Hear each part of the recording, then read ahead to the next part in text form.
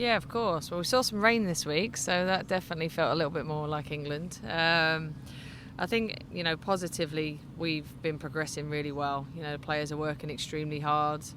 I can't express enough how coachable and how positive they are and what a great environment they're creating for themselves and for the team. And I think we're in a good space. We know there's a lot of work to do. We know we're new. Obviously, like I said last week, we're a lot of strangers being put in this environment, and building that cohesion and togetherness is something we're going to have to keep doing, building our philosophy and the way and the principles of the way we want to play. But, I've seen a vast difference in the players from day one to today, and that's credit to them. They're so open-minded, so driven, so competitive, but extremely coachable.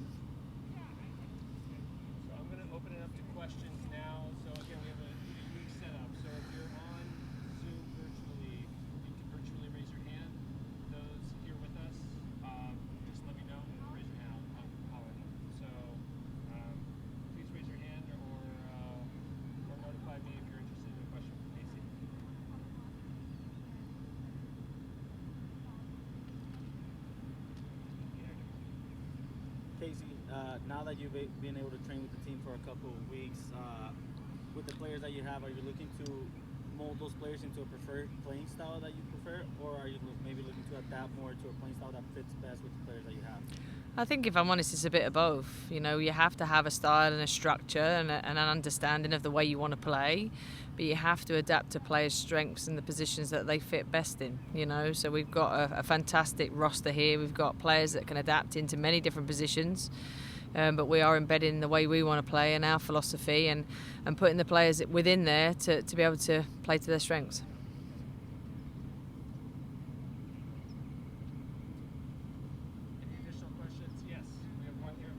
I believe it's 1 week from today, first match. Is that kind of a benchmark day where you get that 1 month out and you start maybe changing the way you do things, ramping things up? Is this one of those kind of milestones? Yeah, I think you're constantly benchmarking. We've played some in-house minutes. We've got a potential another game on the weekend against a college team. Then we've got another game. So we've got, games throughout pre-season where we will benchmark, but we'll also look at things we need to work on, and areas we need to keep improving. We're also building fitness levels, and we're managing players throughout that. This is a six-week pre-season plus the week leading into the Challenge Club, so 7 weeks in total, which enables us to manage and build in the right ways, rather than kill players in a 4-week pre-season, break them, and we don't want to do that. So yeah, it is benchmarking, but it's also looking at players individually, us as in terms of our principles laying down, and what more work do we need to do. As it stands right now, what is the thing that surprised you pleasantly the most, and what's your biggest concern? Well, I knew the players were competitive over here, but I didn't quite understand how until I got in it, and that's unbelievable. You just need to harness that. I don't really have any concerns because I've done this before. I've built a team from scratch at Manchester United. I know what it takes. I know there's going to be clunky moments. We're going to have obstacles. We're going to have things that we get wrong, absolutely. And we come in here with complete honesty, knowing we're going to make mistakes. And that things are going to go wrong, but that we're going to learn together, grow together, and we're going to make it right for the players.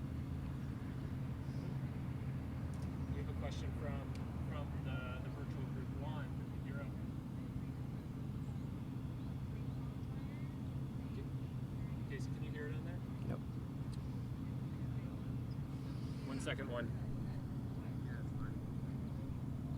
Try now. You can ask the question. We'll make sure she hears it. Hey, Coach. Hey. Juan Vila from East Village Times Sports.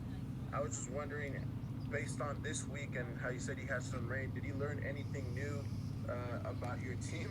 No, I learned that people can't drive over here in the rain, so that was interesting. So I had a bonus. I could drive for once on the roads because it's crazy over here.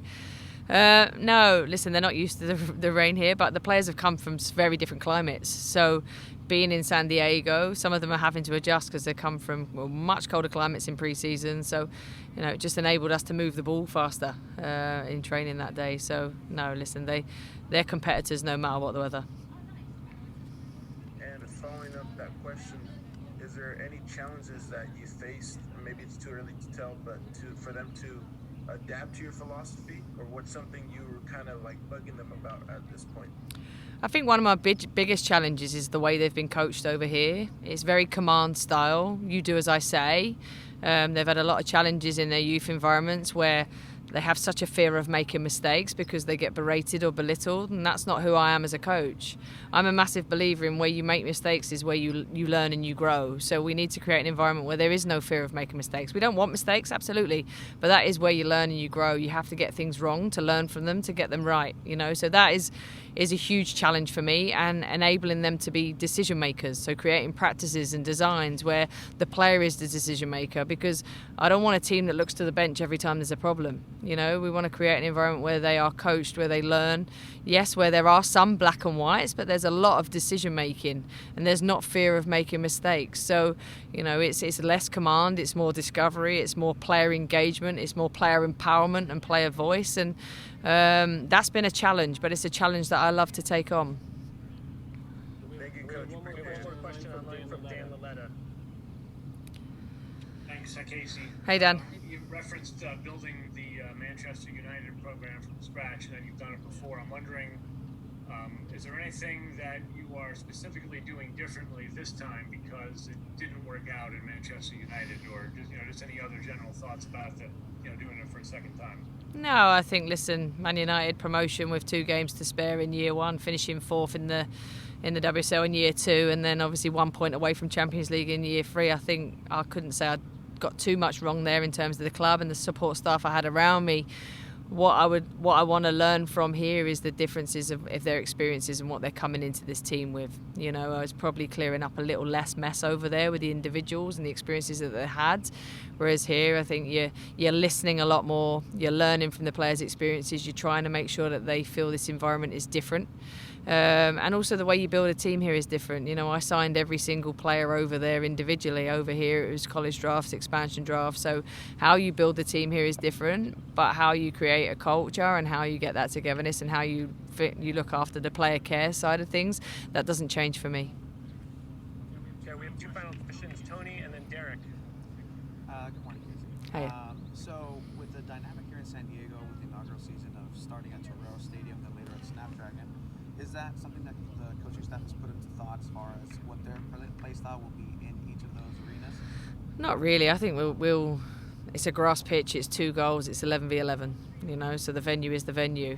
Obviously, we know, I've been down to Snapdragon, I've looked at it, it's going to be an incredible stadium, and hopefully, you know, we can work towards getting as many fans in there as possible and getting behind the team. So, you know, we'll embed our philosophy and our style. We'll give our players the competitive edge that they need and the belief that they can go out there and perform. Just a follow-up is, are you enjoying San Diego's soccer culture so far? Have you been out and about, or what are your thoughts on that? Yeah, incredible. Listen, I came down here before we started and I've seen a lot of tournaments going on. When you drive in over the hill and there's hundreds of little girls playing soccer, it's a world away from what I grew up in, where you were told you shouldn't and couldn't play. So to come here and be part of a soccer culture that's thriving, where girls are encouraged by their parents and by the environment and by the culture to play, I'm really, really privileged to be here and be in this position. I'd like to touch on something you mentioned a bit ago about changing the mentality of making mistakes. How much are you finding yourself being coach, but also psychologist, and just changing the mindset with a lot of your players? We've had it ingrained in us around. Yeah, and psychology is a huge part of the game. You know, I think you should plan every session from that corner, because, you know, how they make decisions, how they feel in the moment is important. I think we've obviously brought a well-being and performance coach in as well, who's full-time with us to take care of that side of the game for the players. And also it's my job as a head coach. You know, I can't say to them, I want you to make decisions, and then they make a decision, they make a mistake, and then I hammer them. You know, so how I set the tone on that is important. I've got an incredible staff group who, you know, are coaches, and they want to help players make decisions. They want to help players see pictures. They want to help them develop. And we want to win ultimately, but we have to develop this team to win. All right. Thank you, Casey. You're very welcome. Bring in